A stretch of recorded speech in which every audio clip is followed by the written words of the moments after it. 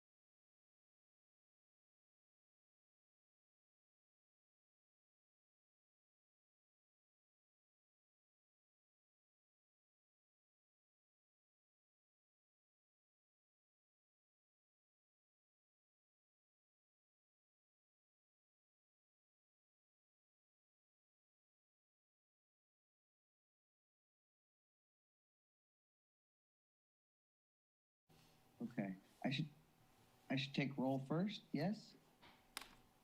Yes. Okay. All right, so Commissioner Pryor officially calling to order the Human Relations Commission meeting on October 19th, 2020. First order of agendas, I'll take roll. Commissioner Falls. Here. Commissioner Caviello. Commissioner Logan.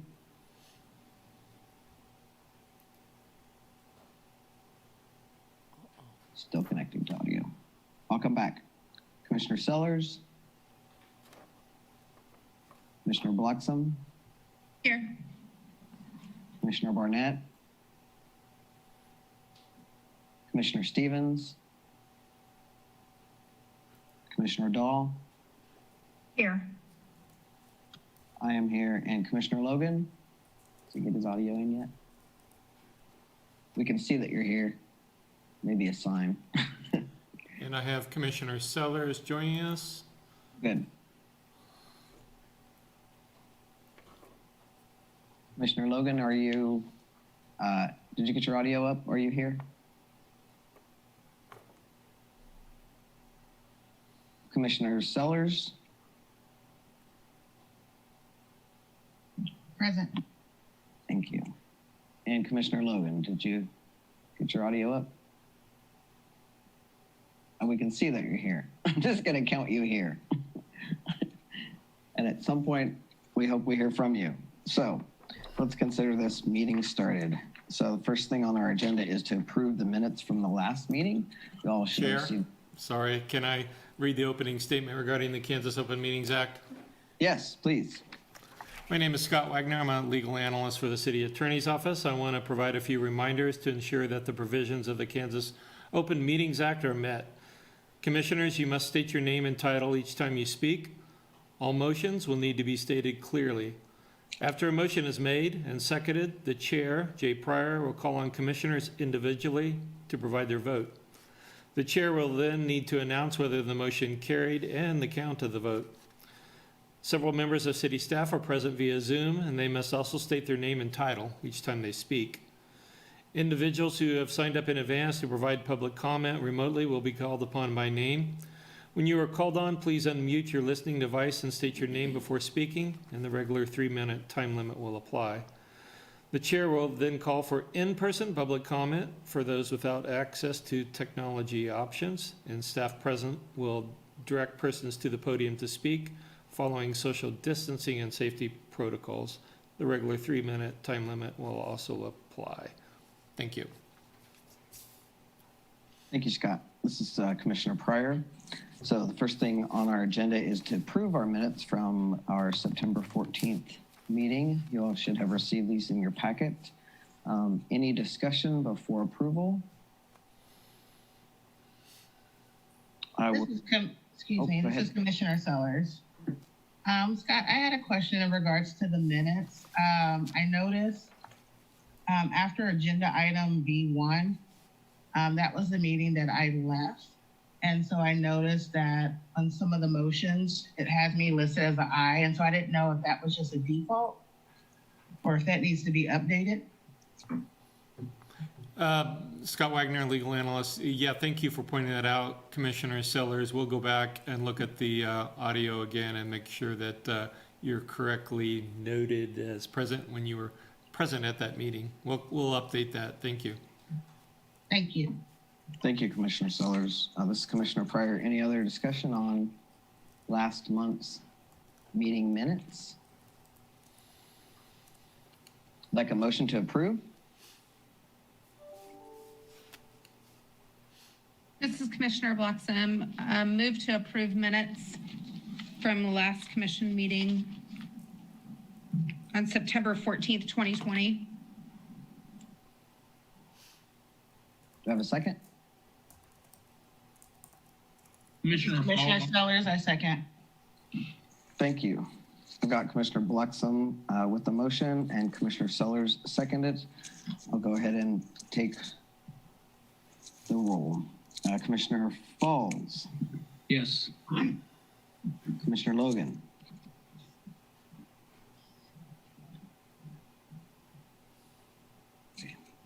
Commissioner Sellers, Aye. Commissioner Bloxham, Aye. Commissioner Dahl, Aye. and I approve.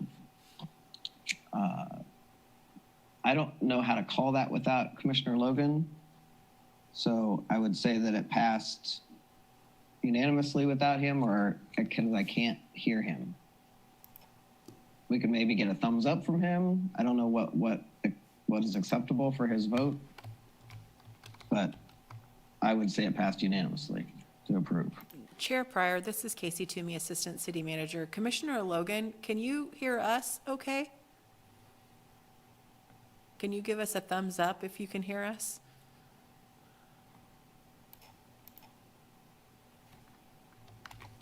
I'm not sure he can hear us. We're going to send him a chat. Oh, wait, maybe he's connecting to audio now.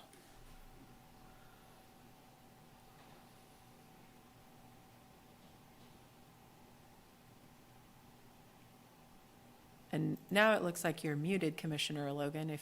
There we go. Can you hear us now?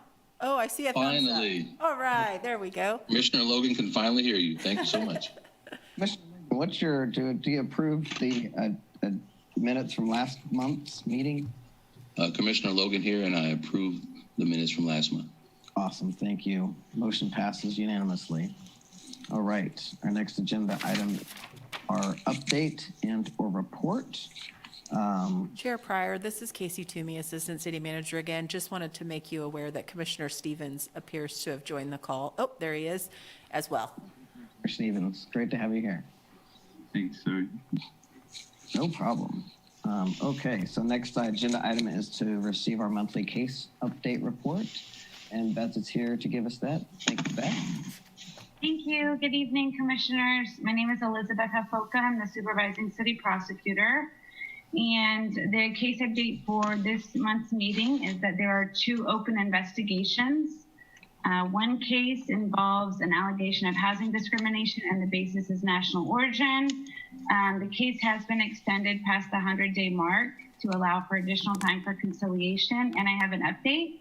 As of 4:30 p.m. today, the parties have reached an agreement on terms for conciliation, and I am working with the conciliator to get everything in writing, and so that can be sent out to all parties for signatures. So that should be closed shortly by agreement of the parties. The other case involves an allegation of housing discrimination, and the basis for that is sex male. There were no cases closed since the September 14 meeting, but like I said, we are working to close the first case by conciliation. I provided a list of the following inquiries that we determined were not discrimination related, or if some of them might have been, we did not hear back from the original people that appeared, and this is how we handled them. So one person called, said her real estate agent was not communicating with her. We did call back, left a voicemail. We didn't ever get an answer from her. Another citizen came in and claimed sexual harassment from the manager and was let go due to disability. She came in person and was given an intake form to complete. And then we wanted her to bring in her documentation and set up an interview, and we did not hear back from that person. Another person needed assistance completing a sick leave form. We referred them to Human Resources. Several people called about problems with their landlord. Some of them we were able to speak to and direct to code enforcement, issues with plumbing, issues with the lease addendum. We referred some individuals to Kansas Legal Services. So if you look through the list there, that's pretty explanatory there. We had one citizen call. They wanted to know which restaurants accepted free lunch vouchers. We weren't able to refer them to the correct place, but that was just something that we didn't know what to do with. The other issue that I am reporting on tonight is the HUD performance assessment report.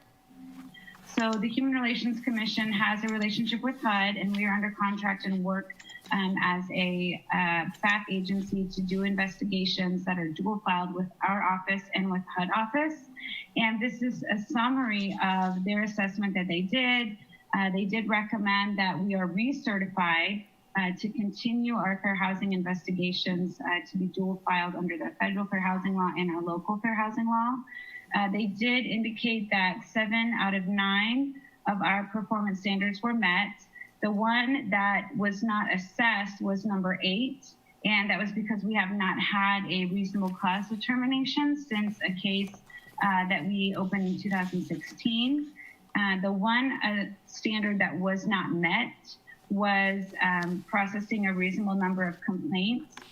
And if you scroll down a little bit within the report, our jurisdiction, the city of Lawrence, falls within the population range of 90,001 to 300,000 people.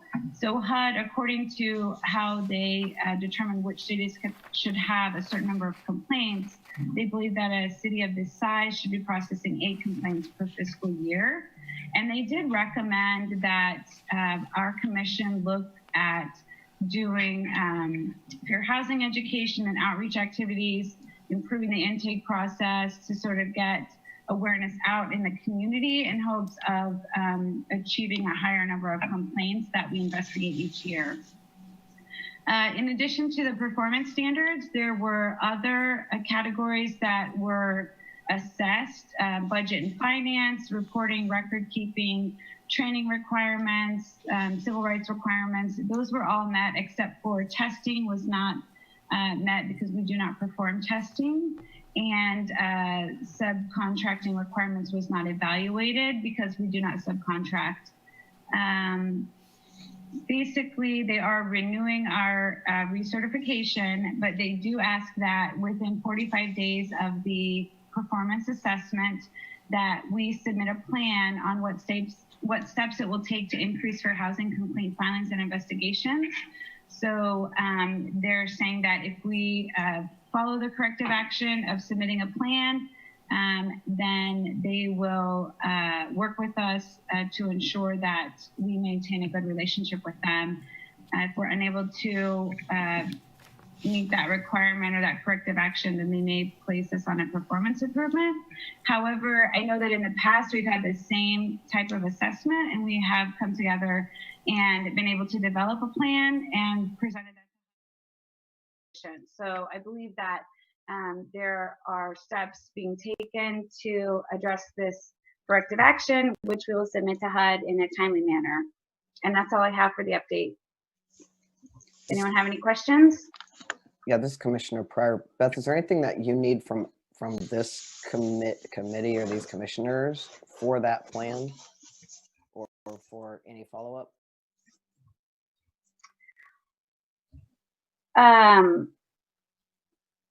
I might direct that question to Scott or Casey. We need to come up with some ideas for education and outreach and develop strategies for intake. If anyone has suggestions, I think we would be open to looking at those, seeing if there were any ideas that we could implement that we think would be important to the plan that we're putting together to present. So I would say that if you wanted to make that an item of discussion in the future, that would be helpful. Otherwise, I think we'll get together and put a plan together and then present that to HUD. This is Commissioner Bloxham. Just a couple quick questions that will help this item, actually. I think that we've been in discussion about this intake process for the last few months. And I wanted to know first where we stand on the redesign of our website and that intake process that was going to be redesigned and then presented to us. The second question is also following up from a few months ago when we had asked why the commission was not being asked to review any complaints to see if they were met the level of what a complaint is. And I'm not sure any of that has gotten back to us either. I think those are two really important items that if we could just hash out and find out where we are as far as the timeline right now, those would be some pretty important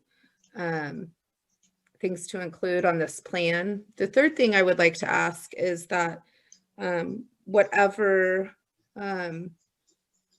is decided as far as a corrective action plan, that maybe we even have, if not possible, that we meet as a body before that is delivered, have a subcommittee that works on that has some oversight to that as well, since this commission is responsible for those agenda items those items that you talked about for corrective action. That's all I got.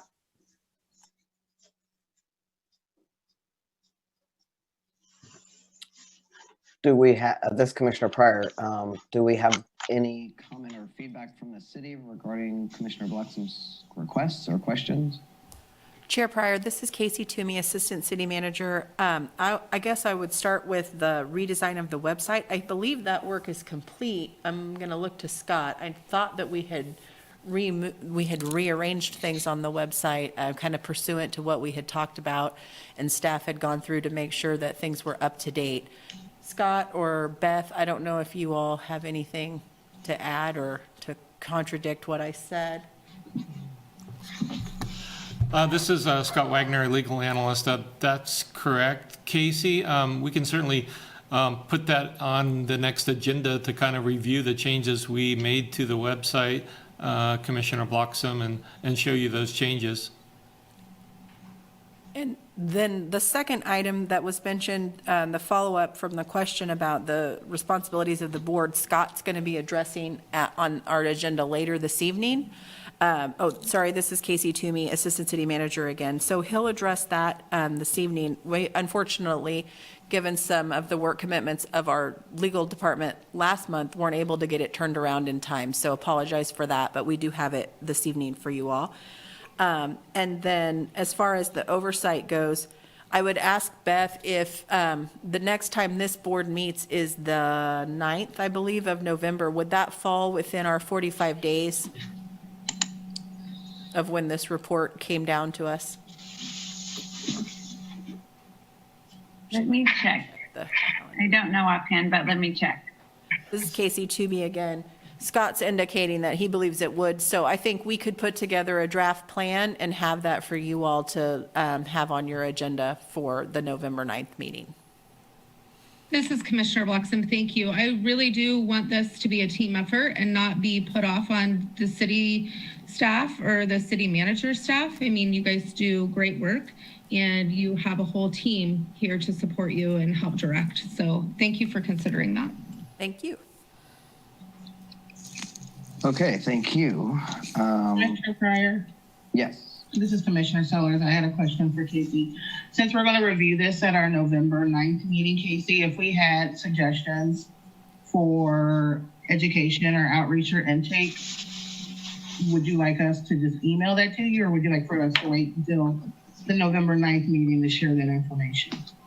This is Casey Toomey, Assistant City Manager. And yeah, if those board members have suggestions, if you want to email them to me, we need to obviously be aware of our open meetings So just send them directly to me, and I'll make sure that I reach out to the rest of the staff, but that way we will avoid having any serial meetings with all of you communicating with one another, but you can send them right to me.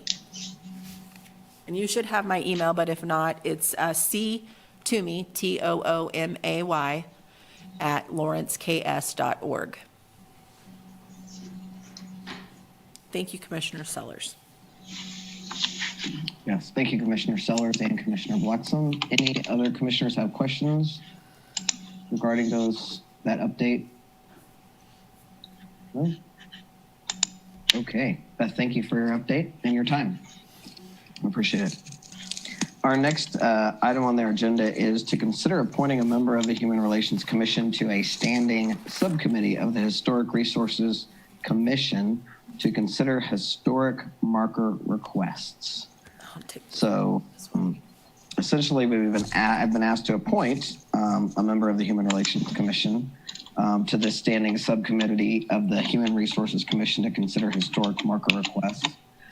I would much rather have a volunteer. So I ask all of the commissioners, is there anyone here who is interested in serving on a subcommittee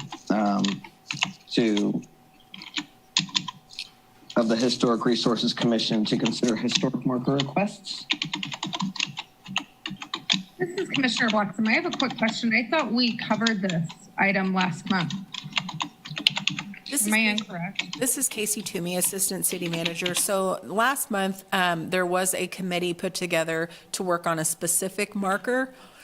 So to back up a little bit, the city received a request for a specific marker, and while processing that request, a larger conversation happened about how there are a number of city boards and commissions who over time have looked at requests for historical markers.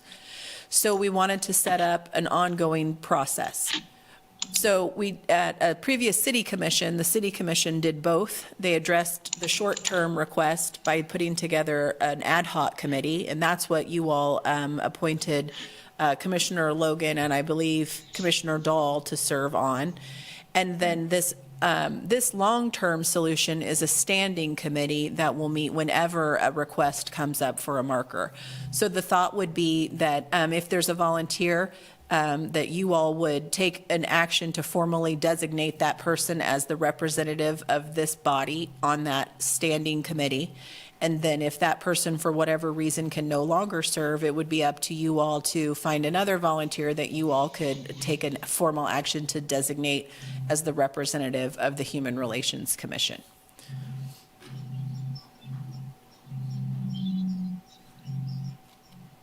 This is Commissioner Pryor. Any other questions regarding this particular volunteer / appointment?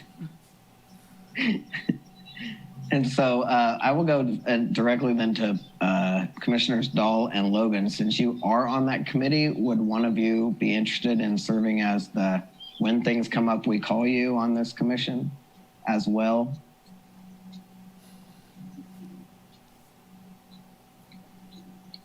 This is Commissioner Logan. Is Commissioner Dahl there? Yep, she's here. I'm here. I'd be happy to do that. Thank you, Commissioner Dahl. I appreciate it.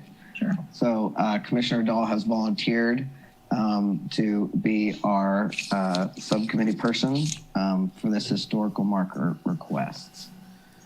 I don't need to vote on anything for that, right? That's just, we're going to go with that? As far as I know. This is Casey Toomey, Assistant City Manager. If you could have a roll call vote just so that we have it as a formal action of the board. I apologize, but. No, that's okay. I'll call the roll call vote to approve Commissioner Dahl's volunteering for this. So Commissioner Falls? Aye. Commissioner Logan? Aye. Commissioner Sellers? Aye. Commissioner Bloxham? Aye. Commissioner Stevens? Aye. And Commissioner Dahl? Aye. And I approve. That move is approved unanimously. Okay. So next we have on our is to receive a follow-up report.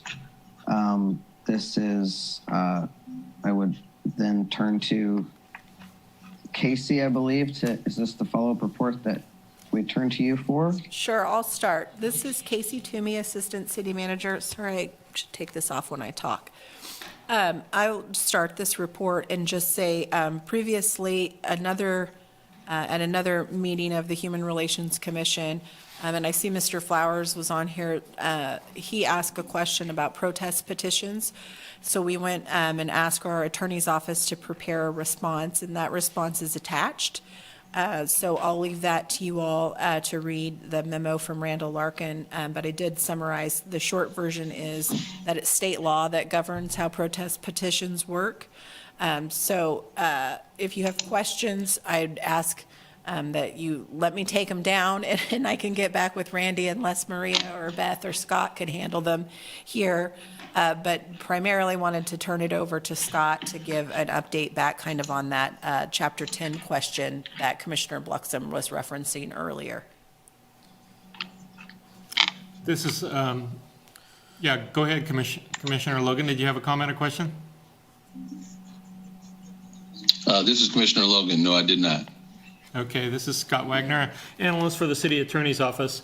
So following up on the questions from a couple months ago, maybe just a point of clarity, because we've had a little bit of terminology going back and forth. Beth is now providing update reports regarding any calls that come into our office. So that's kind of an inquiry that the Human Relations Division gets. There's also a formal complaint form that a person that may have been aggrieved can fill out, either in person or online, as we've discussed. And then if our prosecutors or investigators, Elizabeth or Lauren Summers in our prosecutor's office, determine that once a complaint form has been filled out and there seems to be on its face a reason to investigate the complaint, then a formal investigation gets done. And once it's finalized, it's called a final investigative report. And I believe that was a question a couple of the commissioners had raised in terms of why isn't the commission receiving those reports to review anymore. And those are the formal report that contains all the investigative files that are put together in order to investigate and prosecute a human relations case. I spoke with Tony Wheeler. She is our city attorney, and she, under the city code, which is Chapter 10 that governs human relations, is our human relations director. She pointed me to a section of the code and basically said that, it's not a formal code requirement that a human relations commissioner review these final investigative reports. And so she made the decision a couple years ago to stop that practice, which had been really carried over from the previous administration of Rogelio Samuel when it was a standalone department. And the exact section of the code, and for your reference, is Chapter 10, 108.9. When there is an investigation and determination of a probable cause, it kind of lays out the things that has to happen. Then, under subsection E, it says, upon completion of the investigation, the investigator shall, within 5 business days, prepare a final investigative report and present it to the director for his or her review. So that's the exact code language that is being followed today and continues. And Tony asked me to deliver that information to you verbally tonight. So I'll open it up for any questions that the commission may have.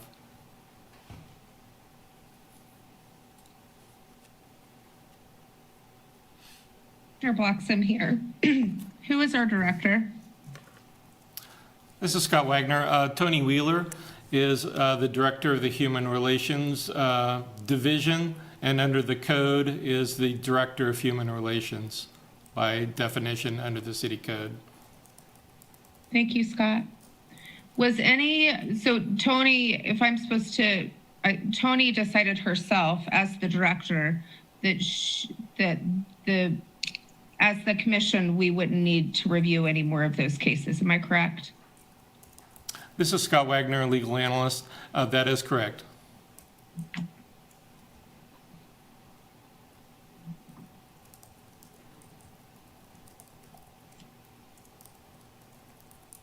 Any other thoughts or questions? Sorry, this is Commissioner Pryor. Any other thoughts, requests? I have one more question. I know that there was a couple times brought up prior that some of the, and forgive me, Elizabeth, you're going to have to help me with this one because I might not have this correct. Was there situations, I believe maybe a couple situations where there may have been a report that came in that was, I'm not a lawyer, so I'm going to totally fudge all these words, but somehow you had to send the complaint, you had to forward it because there may be something about interest, like I don't know what you call it, a dual interest, or maybe, are you following what I'm saying?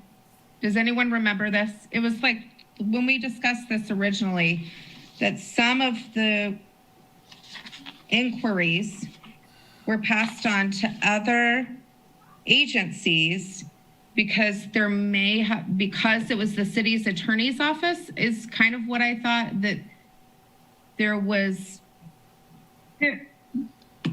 Commissioner Bloxham, this is Elizabeth Hafoka, supervising city prosecutor. We have had cases in the past that we had to refer back to HUD or refer on to the Kansas Human Rights Commission, depending on if they were housing or employment or public accommodations, because there was a conflict of interest or the potential to, for someone to see a conflict of interest. And those are for various reasons.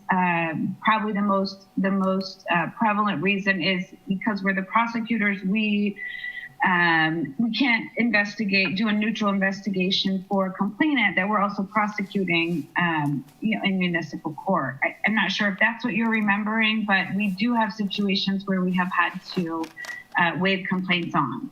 Okay, yes, that is exactly what I'm referring to. Okay, the second question, and kind of maybe it's just a statement.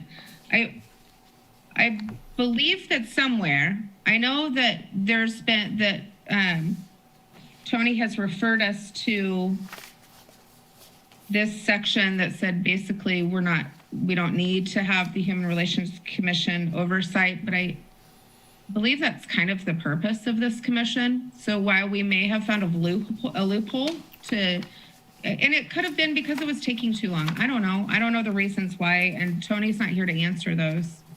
But I'm just kind of, if the purpose of this commission is one of the purposes is to oversee this process of and encourage this process of filing complaints and making sure that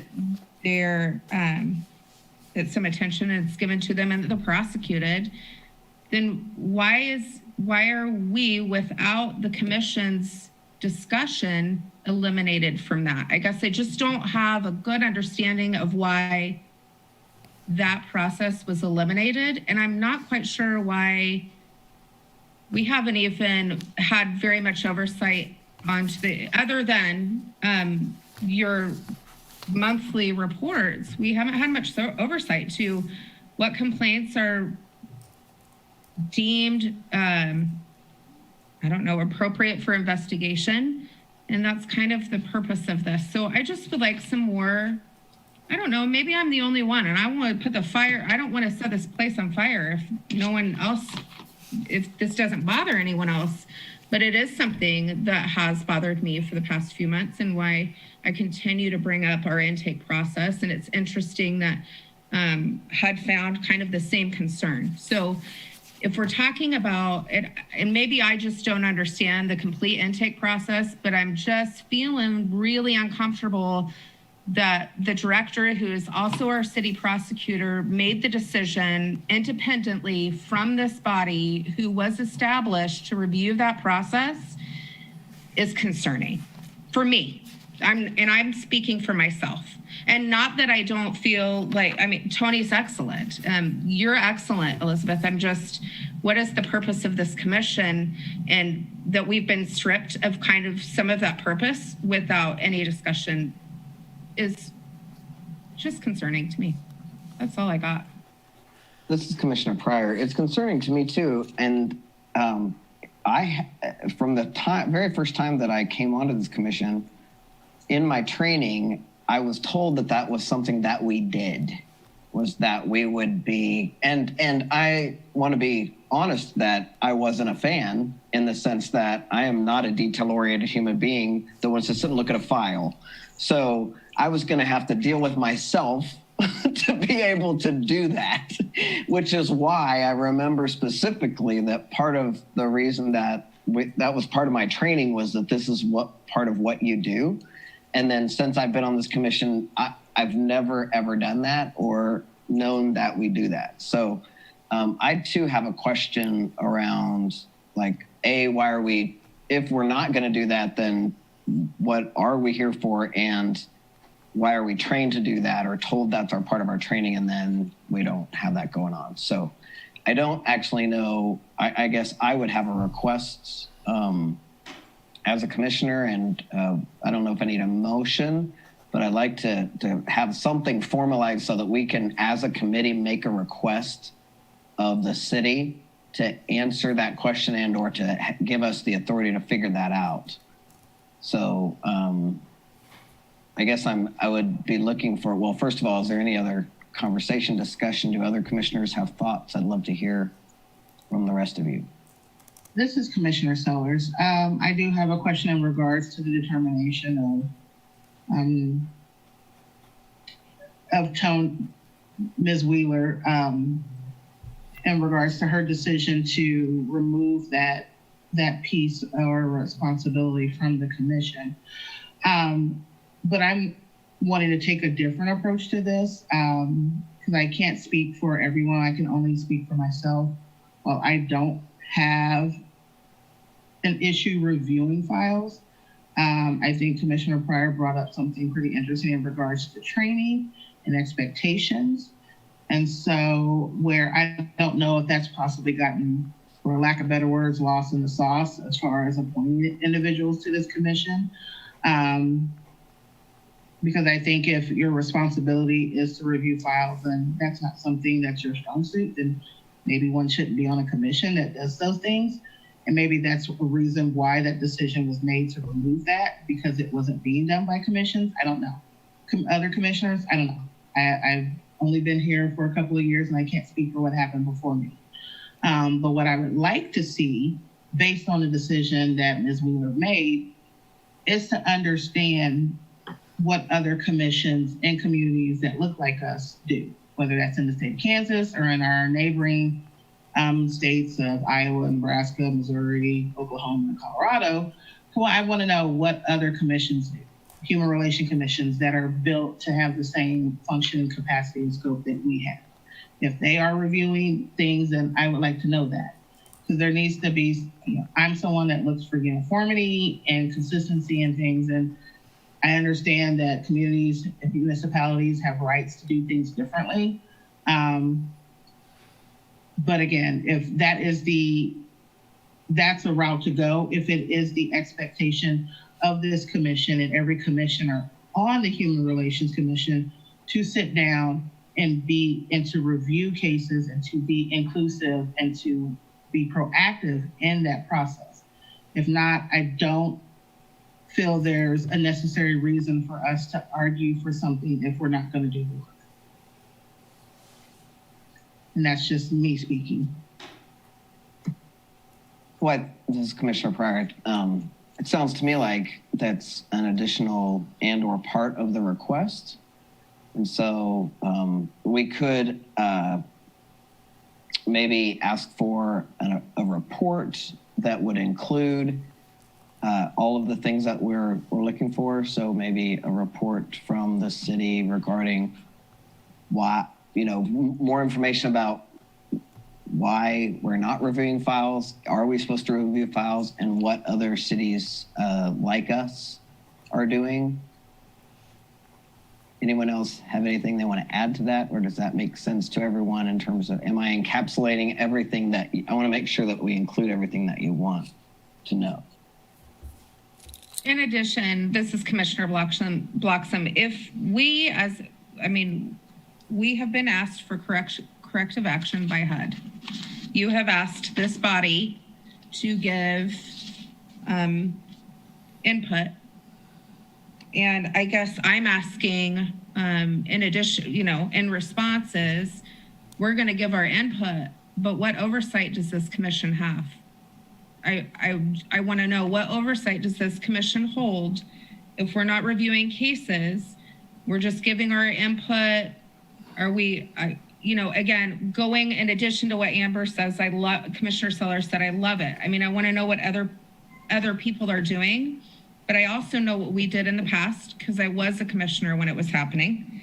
And I do have problem with continuing to put input and having these meetings if there is absolutely no oversight in how it's followed through.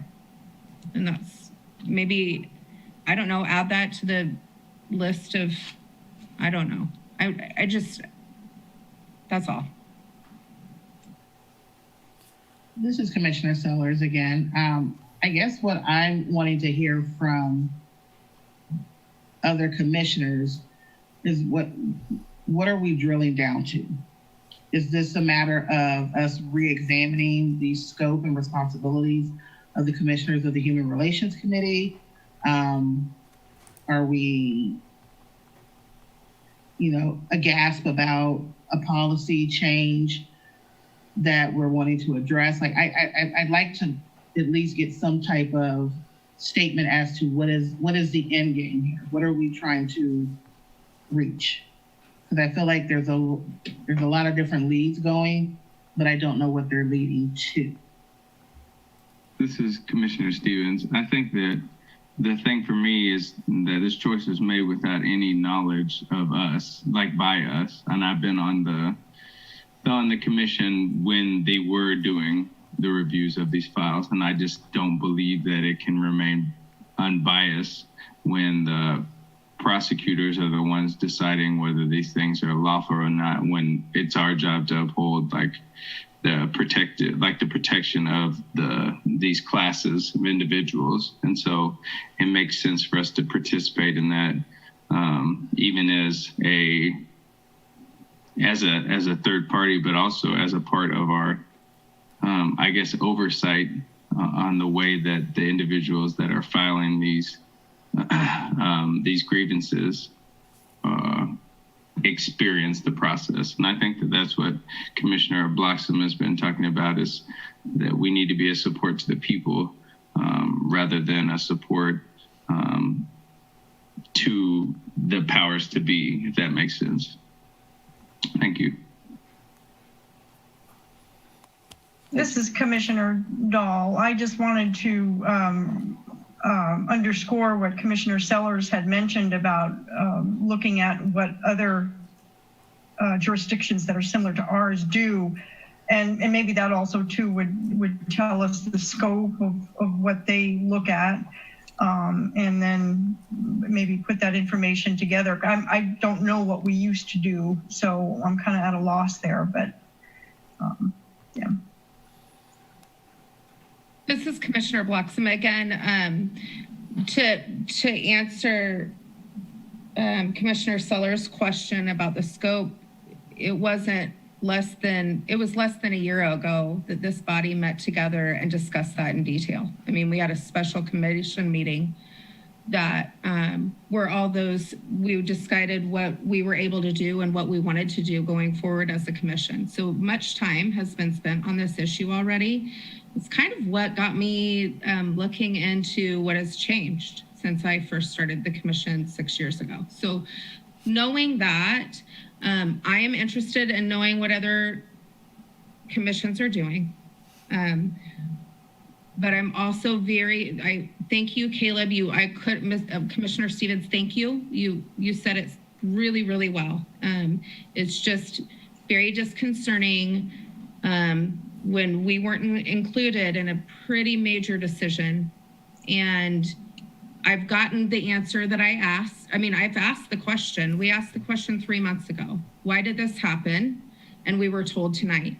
And so I would like us as a commission, first of all, I don't know if anyone here can tell us whether or not we have the ability to even make a motion or bring it to the attention of the city commission. I don't know, but I don't know what to do from here, and I need some more direction. But I would then make a motion knowing what powers we actually hold first, because the code says something completely different than what we're doing now. Yeah. Chair Pryor, this is Casey Toomey, Assistant City Manager. Commissioner Bluxham, do you have a specific code provision language that you think in Chapter 10 that you're referring to when you say the code says something different? If you give me about 5 minutes, I'll find it. I'll pull our code up. I mean, Yeah, if I think it's helpful, great. Chapter 10 is on the landing page for the Human Relations Board. And it does outline the Yeah. powers and duties of the commission, as well as the powers and duties of the director. Right. This is Commissioner Pryor. Regardless of whether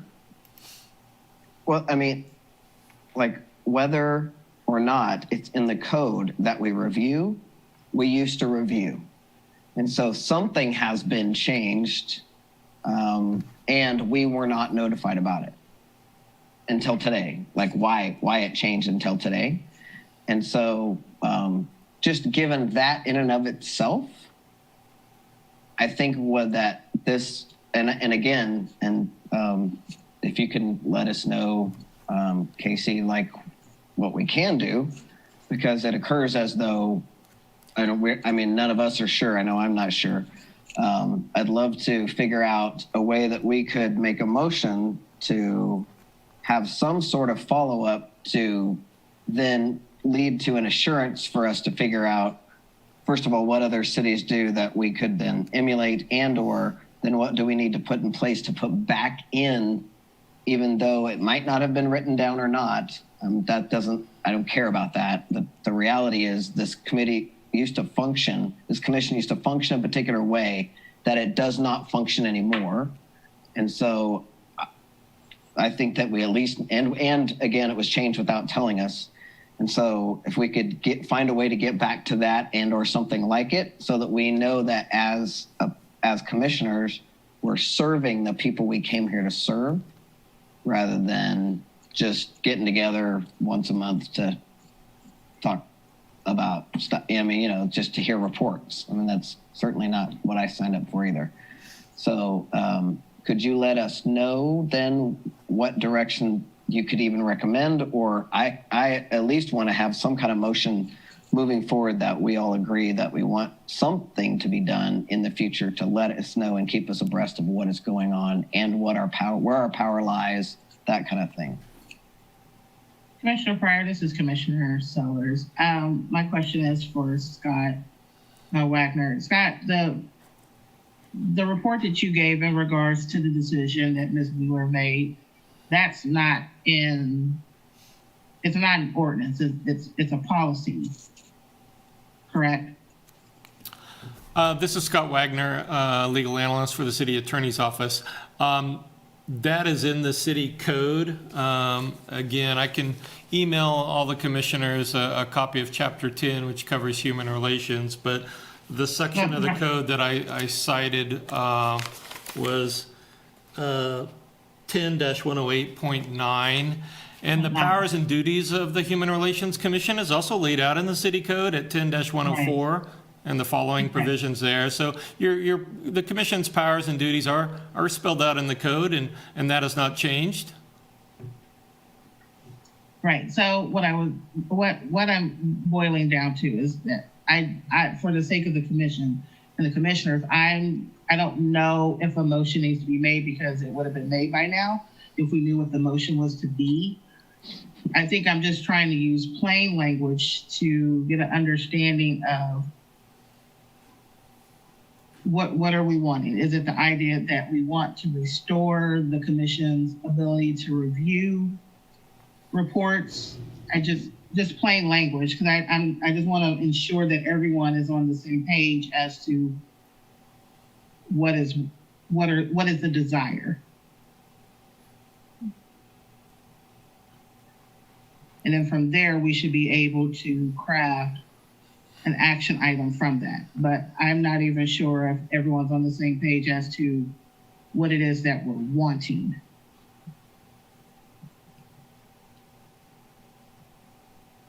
Other thoughts from commissioners in terms of clarity for what we want? Commissioner Logan here, I have a question. If it takes a motion for things to get passed, and this is something that you guys used to do, how can something change without the knowledge of the commissioners? And that's all I have.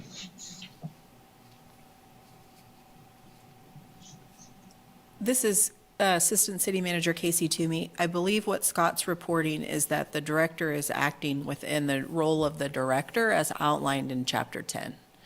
So what I'm hearing is it sounds like you all think that there is a role of this commission that needs to be reflected in the language of Chapter 10. Some of you are reporting that maybe there was an interpretation of the language that you all had that ability under the Chapter 10 as it was written. I don't believe any changes have been made to the language in Chapter 10. I don't know the history of it, having not been involved in the board for since August, I think. But that's what I'm thinking, or what I'm hearing, to kind of go to Commissioner Seller's point of the plain language. The plain language to me is, if Chapter 10 says what the board can do, is one of the things in Chapter 10 under board responsibilities, review and investigate complaints.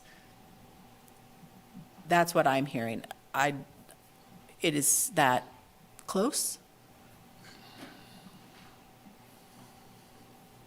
Commissioner Bluxham, is that close to, in terms of what your request would be?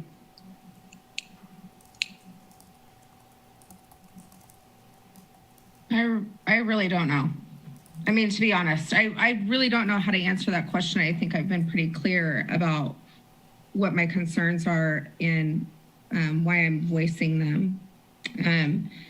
I did never interpret anything, but a change was made. So somebody else interpreted what we were doing differently for some reason. So I guess what I would I don't know. I don't know what I'm asking. I'm asking for some oversight, and I don't think it's happening. So there's some plain language. I don't think there is enough oversight of this commission on what we were created to do. And I can study the code and show you what I want changed, but I don't think there's anything in there that needs to be changed. I think that the powers that were given to this commission before should be given back. And just to give some history of this as well, these were this body used to be independent of the city prosecutor's office.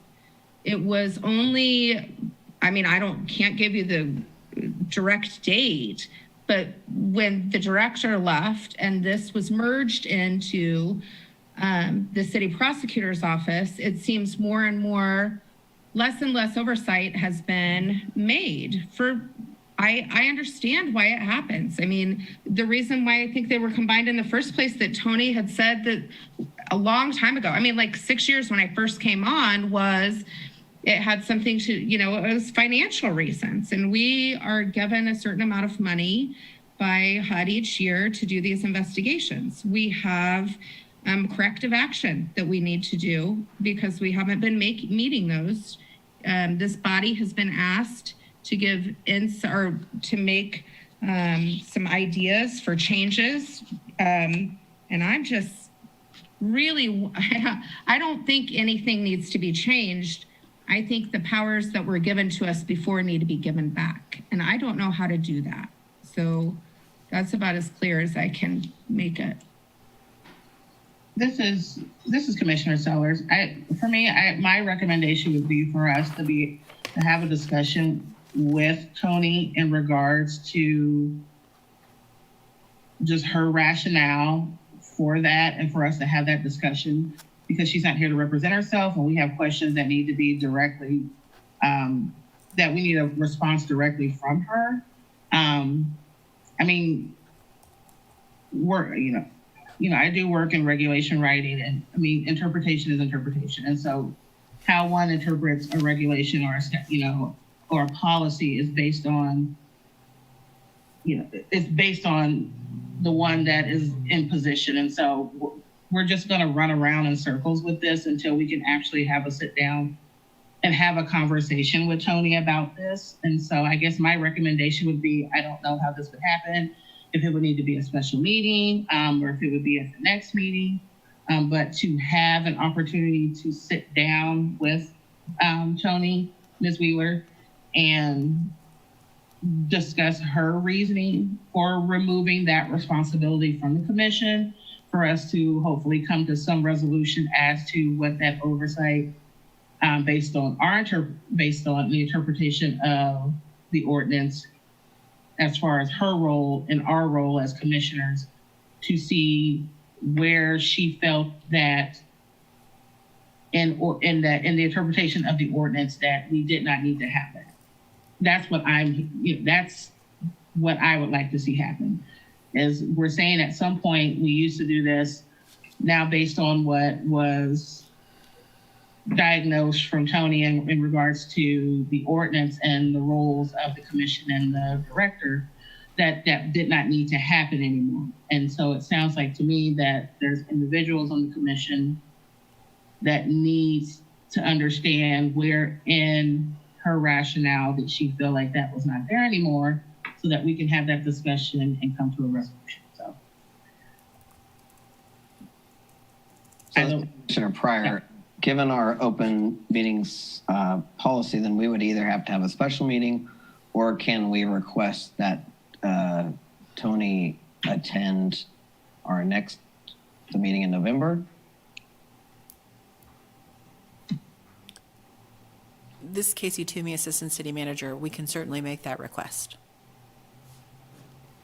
Would everyone feel good about having that request, or can I just hear from a few of you around, would you prefer a special meeting? Those are our only options, because we can't have more than 3 people meet at one time. Chair Pryor. Chair Pryor, sorry. this is Casey Toomey again, Assistant City Manager. I'm wondering too, with the Director of Equity and Inclusion coming on board, his start date is November 9th. Hopefully you all have seen the announcement that we did hire that position. And I'm wondering if there may be a larger conversation about Chapter 10 and roles and responsibilities that would incorporate that position. So I not to postpone this, because I certainly do think it's important for you all to understand your charge and your roles and responsibilities. But I wonder too if it maybe a December agenda item might be a better opportunity to give staff some time to look at the bigger picture, get the director on board and have conversations. I know his background, and he has experience working in this area. So that would also be a suggestion I might put on the table for you all to consider. This is Commissioner Bloxham. Thank you, Ms. Toomey. You had asked me specific parts of the code that may be brought up that I don't want to change anything, but I want to be really specific on what I'm talking about and what I was trained on. 10-104-10, roles and responsibilities of the commission: to receive, investigate, decide, and attempt to conciliate a complaint or complaints allegedly discrimination, segregation, or separation in employment, public accommodations, or housing. 10.104.11, to permit the initiation of a complaint or complaints by an individual commissioner when the commissioner has reason to believe that unlawful discrimination is being practiced by a person or persons as defined herein. Any complaints or complaints initiated should be filed with the director as specified in 10-108 of this article. In addition, I guess I want to be clear that if the director is part of this commission, then I would ask that the director be present at the meetings. That's what I would move if we're asking for any specifics. I want questions specifically on why those roles were removed from us, 10-104-10 and 10-104-11, and why, if the director has oversight on that, is the director not being made available to this commission to follow up. That's what I got. So this is Commissioner Pryor. Given Casey's input around the Director of Diversity and Inclusion coming in, would we have this request? I feel like we're narrowed down to a request, but would we want to push this request to December so that we can also have his input? This is Commissioner Bloxham. I'd be fine with that and would make a motion to do that, but I want to know that he is going to be the director of this commission. I don't think that's been clarified. Right now it's Tony Wheeler and it says director, but I don't know what his role is in this commission. That has not been made clear to me. This is Casey Toomey, Assistant City Manager. I think that's the exact conversation that needs to happen at the city manager level. That's what I'm suggesting, is that give the city manager an opportunity to have that conversation with the new director and the current director and see if there is a need to look more holistically at Chapter 10 and, the language that talks about there's hereby created a Human Relations Department, there's hereby created the position of Director of Human Relations of the City of Lawrence. The director shall be appointed by and directly responsible to the city manager.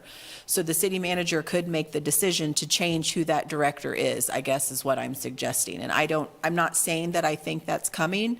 I'm just suggesting that we pause to give the city manager an opportunity to consider that, given that we have this new director coming on board. And in some communities, it's my understanding that directors or folks working in equity and inclusion are connected to human relations commissions. So that's where that suggestion came from. If you don't want to wait, I understand, and we can certainly see if Tony can come in November. This is Scott Wagner, legal analyst again. Going back to Commissioner Bloxham's sections of the code that she pointed out, 10-104.10 and 10-104.11. Commissioner Bloxham, those practices have not changed. Do you still have that authority in the code? I think for a practical purpose, as I have historically trained new commissioners, I've said that, traditionally our commissioners have not assisted with those processes in terms of investigating a complaint or even really receiving a complaint, that we tend to steer persons that you may feel as commissioners have a complaint under our code to fill out a complaint form, and those get transferred to our case investigators, which are also our city prosecutors. So I would say those areas of the code that you pointed out, those have not changed. You have that authority and purpose. And probably, as Ms. Toomey points out, this board probably, with the new Director of Inclusion coming in, we need to have a broader discussion of what the duties and purposes and roles and functions that this board would like to see in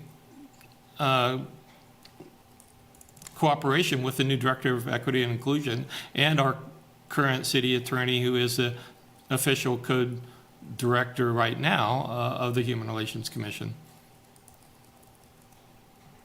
Thank you for that clarification, Scott, and that really does help the conversation go further. I feel more confident in the fact that I was kind of being made to, not made to feel, I kind of felt like I was losing my mind a little bit, because I know what we used to do and what we haven't done. And I also know the history of this board. And so I just would really appreciate going forward that we are part of those conversations. I mean, the history of this commission is extremely important to the city of Lawrence and to me as a citizen. And I don't want it to be underscored that just for the nature of it makes everyone's job easier, that this board is bypassed on any oversight. Yes, I have full confidence and faith, but I don't know what I have faith and confidence in if I'm not made part of that decision. So I'm ready to let this go, and we can talk about it again in November, but I just want it on these minutes because I want to be able to go back and say, we're willing to waive this and let this be discussed. But no discussion is not going to be, I don't know. I don't know where I'm going with this. I'm done. I'm really done with it, but I want it to be revisited with some clarification, because if the city manager is the one that can make the decisions about the director, but they are also the director, again, what oversight do we have with any input of corrective action that brings some money into our city to be able to end discrimination? So that's what I got. Thank you, Commissioner Luxem. In terms of just so we can get this 100% complete, then do we need any kind of motion, or is the city letting us know that we will 100% be having follow-up from the city regarding these requests? Commissioner Pryor, this is Commissioner Sellers. For this, not to speak over Ms. Toomey, but I think for the sake of the minutes and for this discussion, I would like to make a motion that we have on the December meeting agenda a discussion with Ms. Wheeler and an introduction to the Director of Equity and Inclusion, Dr. Muhammad, so that we can get more information about what his role and scope will be if it pertains to this commission. But I would like for us to at least have the minutes reflect that that we have Ms. Wheeler and Dr. Muhammad on the agenda for our December meeting, not the November meeting, and that we can move those discussions to that agenda. Thank you, Commissioner Sellers. Can I get a second for that motion? This is Commissioner Stevens. I second. It's been moved and seconded that we have a follow-up on our December meeting from the city with both Ms. Wheeler and Mr. Muhammad. I will go through and take a roll call vote. Commissioner Falls. Aye. Commissioner Logan. Aye. Commissioner Sellers. Aye. Commissioner Bloxham. Aye. Commissioner Stevens. Aye. Commissioner Dahl. Aye. And I say aye, and so that motion passes unanimously. Thank you to all of you for your input and your willingness to ask the questions that need to be asked. So I really appreciate all of your input. Next on our agenda is our public comment. We have if we have members of the public that are here that are interested in making public comment, we can do that. We have had some public comment submitted. And just to be clear, there was apparently some public comment that was committed for the September 14th meeting that we did not acknowledge. And that was because there was no request for it to be public comment. So we now understand that that was a request for public comment that now is available on our website. Those links are available to everyone. And so those are out there. So if there's any, that public comment is out there. And then if there's people here who would like to do public comment in person, we can open up the floor for that. Chair Pryor, this is Scott Wagner again. We have no persons here at City Hall interested in making public comment, but we did have one person sign up online, Chris Flowers, to make public comment tonight. And I'm trying to see if Mr. Flowers is still on our call. He's still here. Mr. Flowers, would you like to go ahead with your public comment? Yeah, this is Chris Flowers. I sent in some public comment that has better of what, like, it'd be too long just to read it all. But I just wanted to let you all know I did send in some. And what it's about is that in June, I believe the mayor asked the HRC to review ordinances that disproportionately impact those of marginalized identities. And two ordinances I think that need to be at least looked at are women not being allowed to go topless in Lawrence, and also I think we need to look at our public urination laws. Basically, when it comes to breastfeeding, we allow women the right because it's natural. And I'm not saying we need to take that right away. I mean, I fully support that women should be allowed to breastfeed in public. But just by some of the same logic, why is it okay if there's a baby involved for a boob to be out? Like, it's just the body, and it's not sexual unless someone else is making it sexual, or the person's making it sexual themselves. But just like having a shirt off, I don't think that's sexual. And same for like going to the bathroom.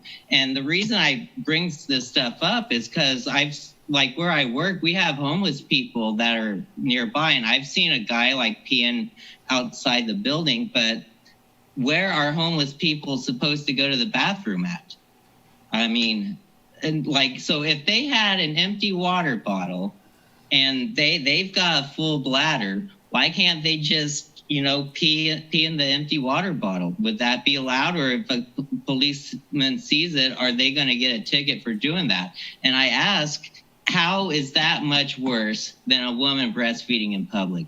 These ordinances, I think they're unfair for homeless, and the homeless are definitely a marginalized identity in Lawrence. I mean, the community shelter's been shut down, or not shut down, but it's down to limited capacity, and there's a lot more homeless than there ever were. And also, I saw this one woman, she was doing something, I didn't realize it, but she was changing her shirt by putting one on and taking it off while she was putting it on. It seemed very complicated, and it just got me thinking, well, that would be so much easier if she could just take the shirt off and put another one on, like a homeless man could, because I've seen homeless men changing shirts.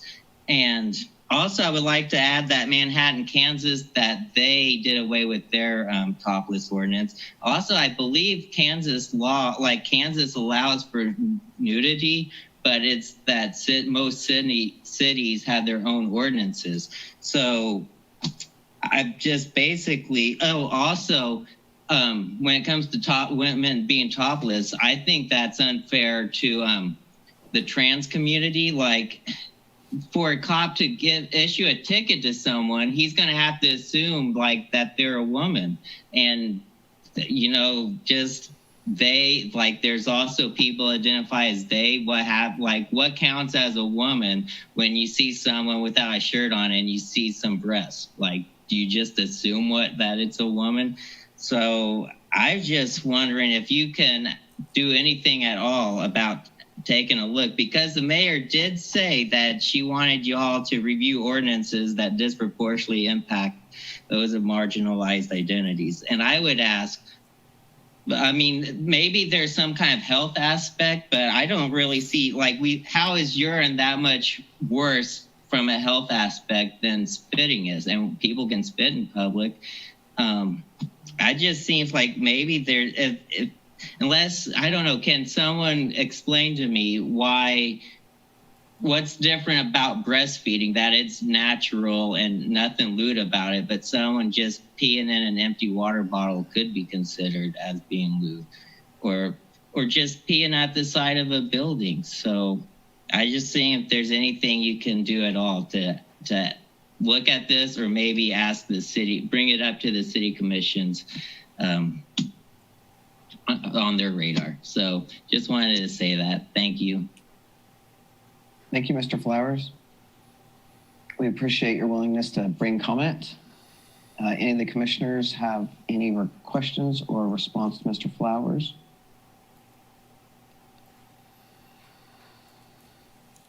Awesome. Thank you, Mr. Flowers, for bringing that up. And you also bring up an excellent point. One of the reasons why we started meeting as a body monthly was to follow recommendations of the mayor, which is under 10-104.2, to recommend to the city commission policies, procedures, and educational programs, which the commission may then recommend to the governing body. So I don't know if we've done any of that and wanted to know where we were with that. Again, thank you, Mr. Flowers, for bringing that important point up to the commission.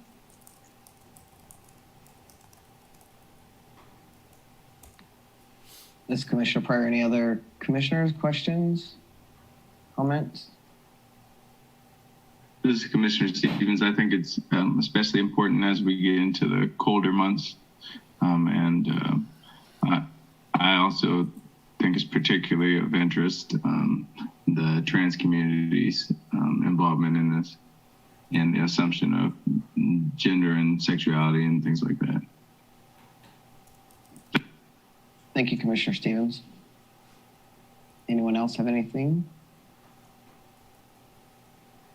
Well, this Commissioner Pryor, just a question to the city. If we were going to ask to review those ordinances, can you let us know how do we make that kind of a request?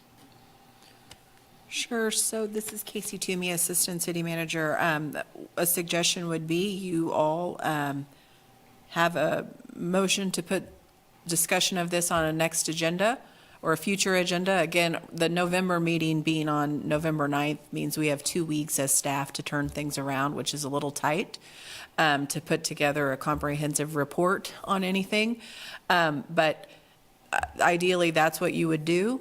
Again, Commissioner Bluxham brings up a point that maybe a larger conversation about looking at the code in its entirety. If this is a place where you all want to start, that's a good start. So I don't know if that's helpful or not, but those would be comments that I would offer. Okay.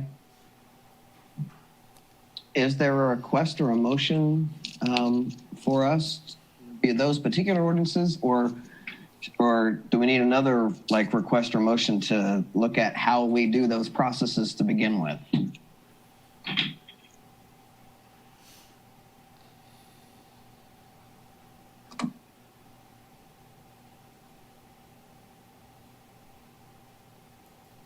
This is Commissioner Stevens. I guess the second part, the second one, because I don't know. That's exactly how I feel. Okay. This is Commissioner Bluxham. Mr. Flowers, can you give us, do you have a specific, I don't know, code? Do you have a specific one that you are talking about right now that we can start a review with? No, I just, I looked it up online. Like if I looked up, I don't really know the exact codes, but I did read that I think I read that it's unlawful to use the bathroom unless it's a toilet or an approved city container, a container or something. So I'm pretty sure there is one about going to the bathroom. And topless, I think there's one. I'm not sure what it is. I do know that a higher up court that we're in ruled against topless ordinances, but a different court in a different district or whatever, some other state, they ruled the opposite way. So right now, it would favor us is what I heard, but if it went to Supreme Court, it's still kind of a gray area. So I would just do away with the ordinance, but maybe you could ask city staff what the ordinance is. I'm not 100% sure, but I did see it online at some point. So. Thank you, Mr. Flowers. This is Commissioner Bloxham. To kind of play off what one of the things that Commissioner Stevens said that he is concerned about, especially with it getting colder. Is there a way, and this is city staff, is there a way that this commission can be given any ordinances regarding urination in public? And secondly, any ordinances, or even, I don't know, even living in public, to be real honest. And secondly, any code regarding policing that would require a police officer to make an assumption of gender.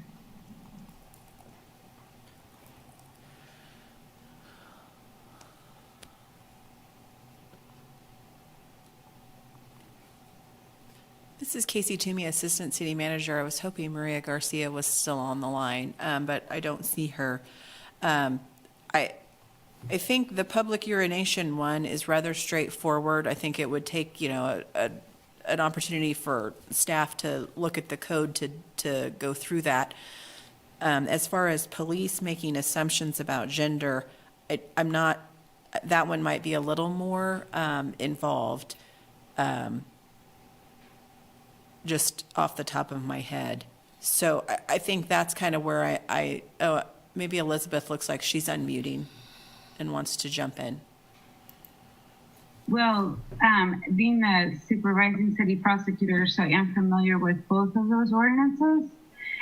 And I do handle the prosecutions for those ordinances.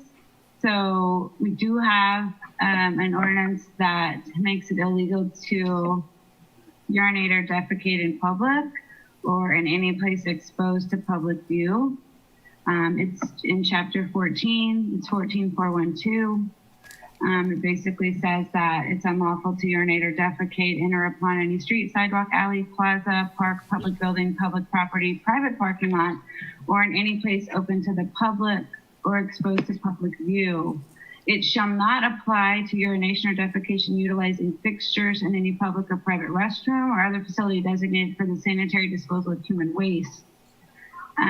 As far as the indecent exposure ordinance, that would be, I believe, the ordinance that Mr. Flowers is referring to. It's chapter 14, it's 14.602. And it says any person who willfully exposes his or her person or private parts in any public place or from any place which is reasonably calculated to be viewed from a public place shall upon conviction be guilty of a misdemeanor. As far as whether that pertains to more women or, more persons that are female or more persons that are male, it does define persons or private parts to include male and female genitalia, buttocks, and female breasts. So it would include both sex organs, and it does specifically say female breast, but not male breast. Does that answer your question? Yes, thank you. That was awesome. Thank you.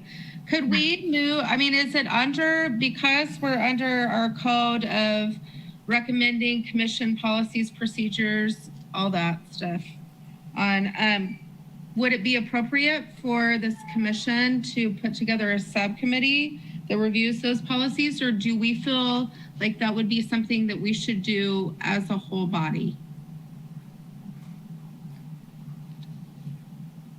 Commissioner Falls here. I had a question for Beth. Go ahead. Does that ordinance prohibit the lewd exposure or just all exposure?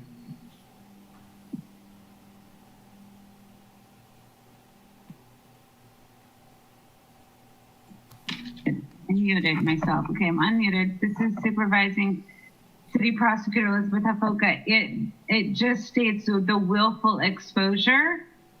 So it doesn't matter if it's, lewd or not. It's just if it's willfully exposed. In my practice as Supervising City Prosecutor, most of these types of cases come from individuals who are having sex in public. Occasionally we'll have an officer that cites this ordinance to maybe an individual that's behind the bar downtown urinating. but we amend those to the public urination because I think that's the better fit. So this doesn't involve or require any sort of lewd or lascivious behavior, but just depends on the factual scenarios is what types of cases we prosecute for the indecent exposure. Does that answer your question? It does, because there's a difference, I think, from what came down, what Mr. Flowers was talking about for the 10th Circuit. Oh, and I will say I have never had a case come across my desk that would charge a female simply for being topless, exposed, or for nursing in public that I can think of in the 9 years that I've been here.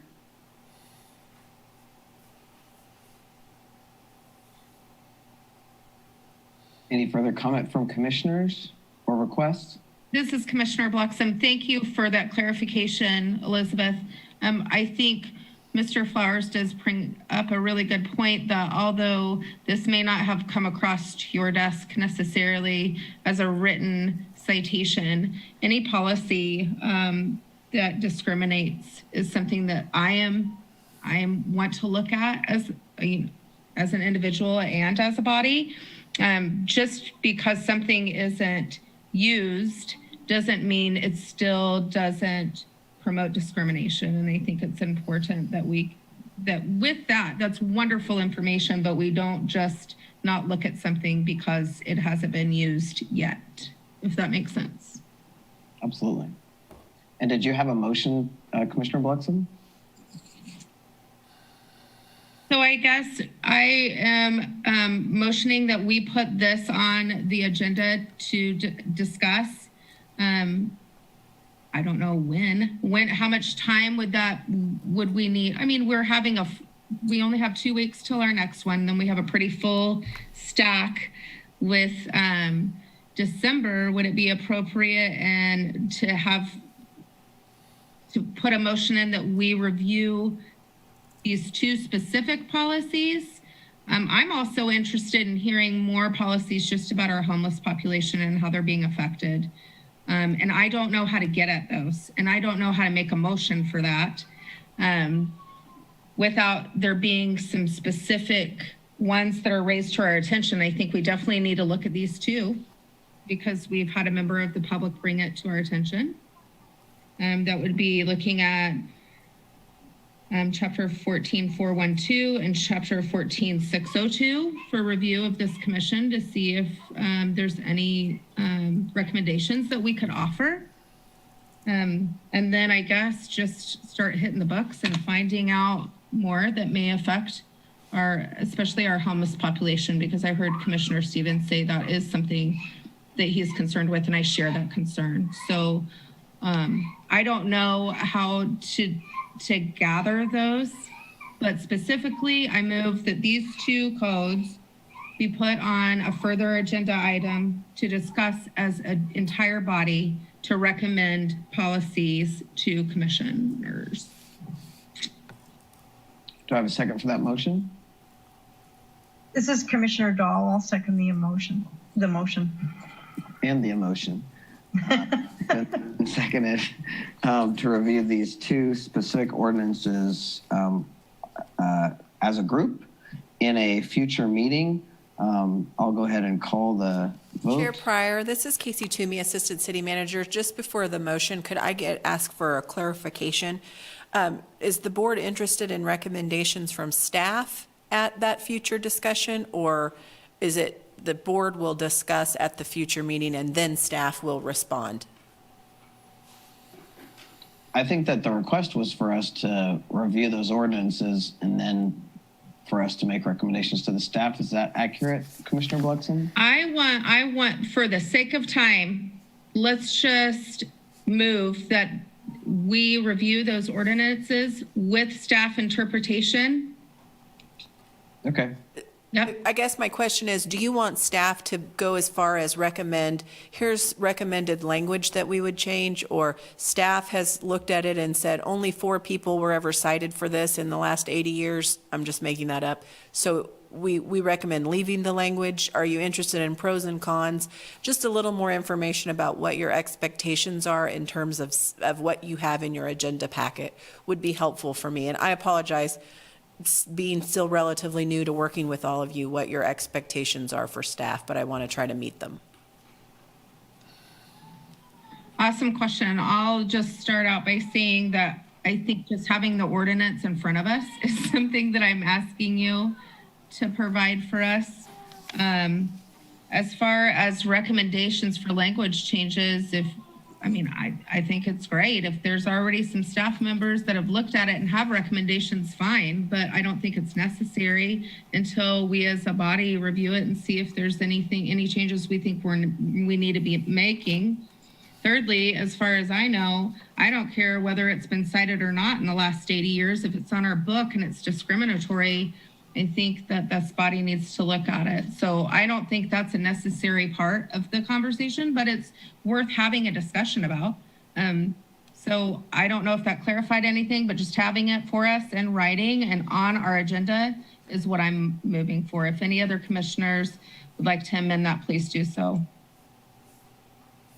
This is Commissioner Dahl. I don't want to complicate things, but someone had mentioned that this may be part of a larger picture, and I agree with that. I think at some point we would maybe need to talk to people associated with policies and practices for the homeless and bring them into the conversation too at some point. I don't know what you guys think. This is Commissioner Sellers. I'd like to add a friendly amendment to the motion. I'd like for us to move this discussion to the December meeting, and that we have city staff come back with an overview of the language and any suggested language or impact it could particularly have on the populations that we discussed. In the interim, if they could, I guess the homework would be of this commission is to go through and do their due diligence and review 14-412 and 14-602. That gives us 2 months to review, do our own due diligence and research. That gives the city time to review and to come back with suggestions. And it also gives our new Director of Equity and Inclusion time to review it and provide any input as necessary so that we have a fruitful and in-depth conversation at our December meeting. So to revise that, I would ask that we move this discussion to the December meeting, and that we have the city come back with suggested language, any necessary suggested language or input in regards to the 2 ordinances that were noted today by Mr. Flowers. Okay. So we have a new motion, which is to have these ordinances, have this conversation of these ordinances in December after review from this board and the new Director of Diversity and Inclusion. Can I get a second? Commissioner Bloxham, I second that. Beautifully done, Commissioner Sellers. Thank you. Thank you, Commissioner Sellers. I'll take the roll. Commissioner Falls. Aye. Commissioner Logan. Aye. Commissioner Sellers. Aye. Commissioner Bloxham. Aye. Commissioner Stevens. Aye. Commissioner Dahl. Aye. And I say aye, so motion passes unanimously. I believe that's all in terms of public comment section. Next, just a reminder for our calendar that the future Human Relations Commission's meetings are November 9th at 5:30 p.m. Again, we'll continue to meet on Zoom until further notice.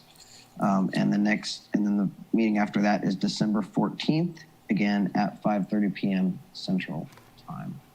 Is there any further discussion from commissioners or anything else to add before I ask for a motion to adjourn?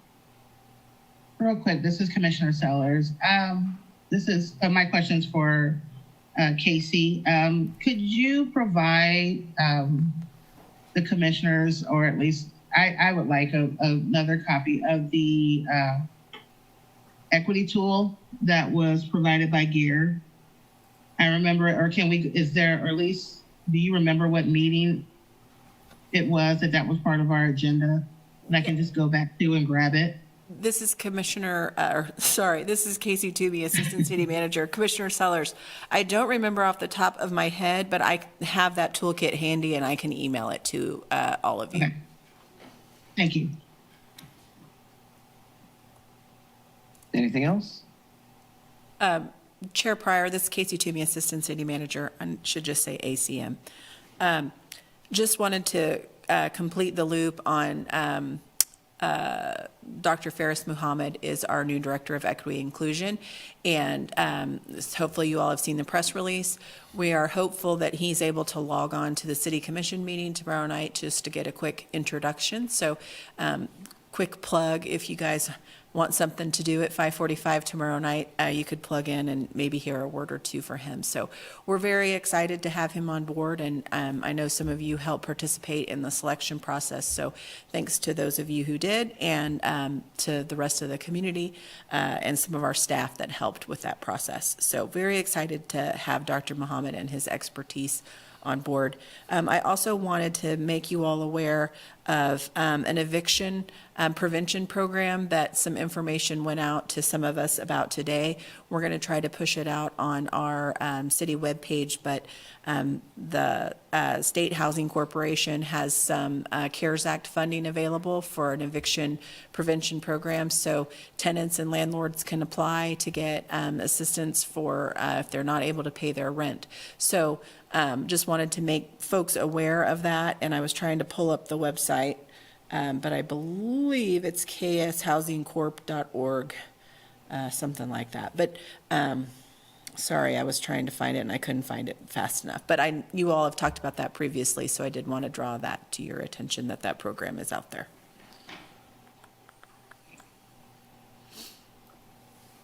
Great, thank you very much. Any further discussion?